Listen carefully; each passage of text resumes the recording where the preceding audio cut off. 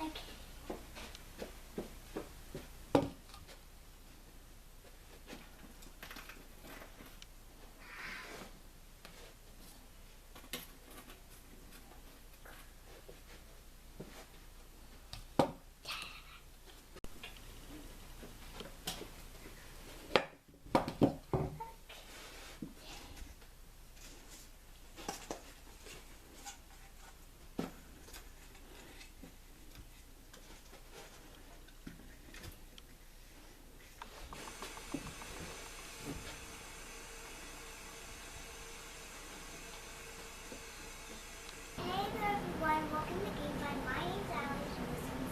This one's Dave. You're so silly.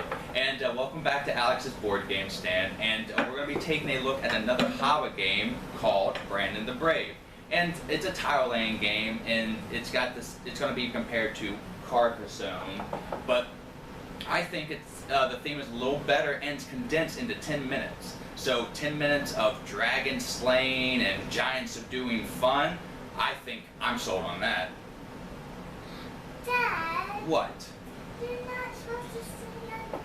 What, you think yet? Until the end of the video? Yeah, I know. So, with her saying that, let's show you how to play. I'm gonna be Brandon's knight. No, I'm gonna be Brandon's knight. No, I'm gonna be Brandon's knight. Ah.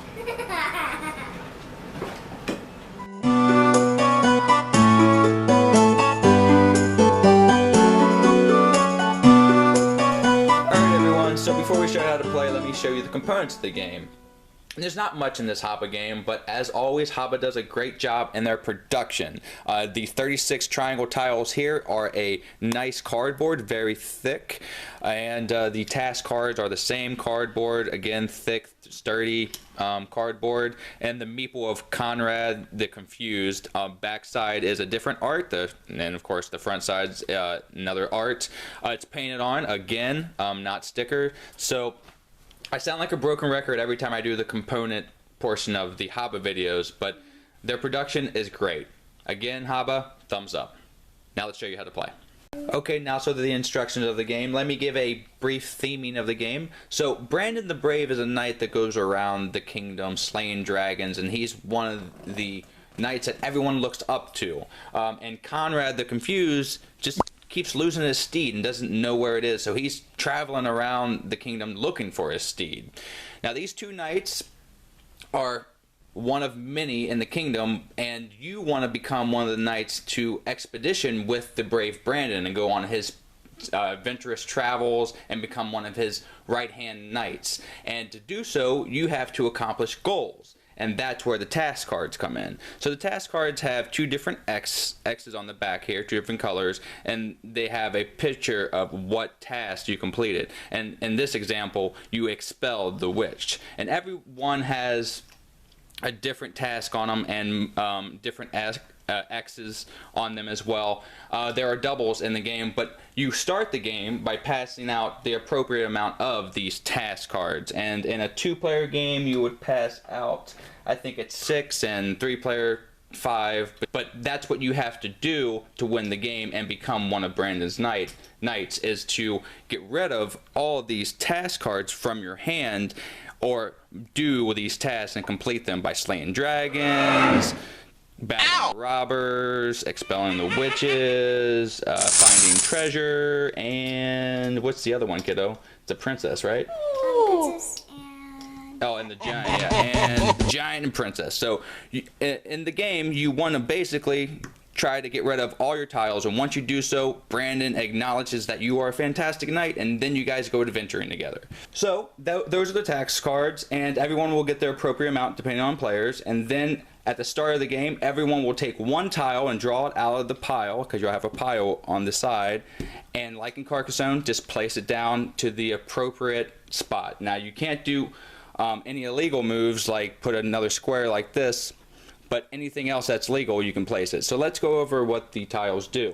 Now, there are some tiles that have X's on them in a square, and you can't do this. This is illegal. You want to match it up with the same color. For when you do match it up with the same color, like this red one here, if you have a task that has a red X on it, you get to place this task down like this, and that's how you get rid of the task cards from your hand. So if you were to do that with the green one too, you would have slayed the dragon as well. This is just saying you've been to this location and you've done this task. So those are the squares, and that's how they work. The other thing that we have are the jousting. As you notice here, the first tile you lay out is the castle, and it has a joust area here. Now this takes 6 different pieces to accomplish, but once you accomplish this goal, you get to place any one of your task cards that you want. You win the joust, and the king's like, here, you do whatever, and I like to do the treasure one personally because I think that's thematic. Again, the theme is pretty neat in this game. So that's another way you can get rid of your cards. Those are actually the only 2 ways you can get rid of your cards, are the squares, completing those, and completing the jousts. The other emblem you have here are the horses. Now this is where Conrad comes in. He doesn't come into the game until you put down the first horse, but once you do, you place him down. His special ability is, if you were to place a tile, let's put him up here so you can see it, next to him, you get to immediately draw another one and place it again. Now he only helps you once per turn, so you can at max play the 2 tiles. So that's how Conrad works.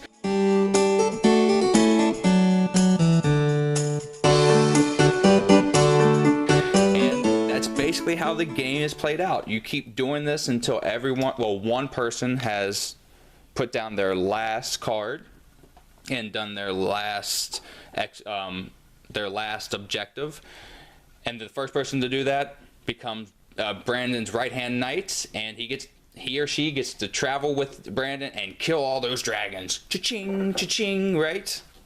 If it's a tie, then multiple knights get to do so with Brandon. So that's how you play Brandon the Brave. Oh, and the other win condition I forgot to mention is if all the tiles run out, like here, the person with the least amount of cards in their hand is the winner. So me and Alex set up a board here, and this is what it would look like once it's all plain and drawn out. And they actually make shapes. There is a solo variant as well in the game. I haven't done it. It's more of a puzzle aspect, but this is a neat game. I enjoy Brandon the Brave. So let's get to what we think about it so I can rant and rave how much I like this game, right? Mm-hmm. Do you like this game? Yeah, you're nodding. They can't see that. So that was Brandon the Brave. I love this game. It's so much fun.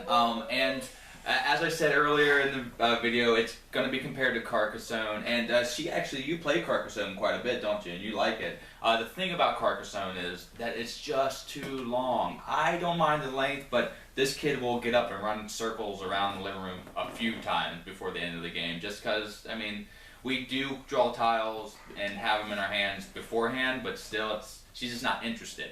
This takes that game and condenses it down to a great time. You'll play this game over and over, and maybe even a 3rd time in one day, just because it's so fun. And every time I slay a dragon or a giant, I'm able to say, "Aha! Take that, you dragon, you sly swine!" And the theme was great. I mean, I like this game. So as we always do with Alex's board game stand scores, we're going to rate this game with a check minus being a bad game, a check being an okay game, and a check plus being a great game. And I'm not sure you know what I'm going to rate this game, but what are you going to rate this game? Check plus. Yeah, you like this game as much as I do? Yeah, you like check plus. Yeah, I'm going to do a check plus too. This is a home run. At this point, this is my favorite Haba game. I like Carcassonne. It's not one of my favorite games, and I like tile-playing games, but this, I don't know, something about this Haba game, it's just really, I'm enamored with it at this point. So that is Brandon the Brave. Thank you so much for tuning in to Alex's board game stand again today. Until the next time we see you, have a great rest of your day, and have a great time with all that you play. See ya. We're out.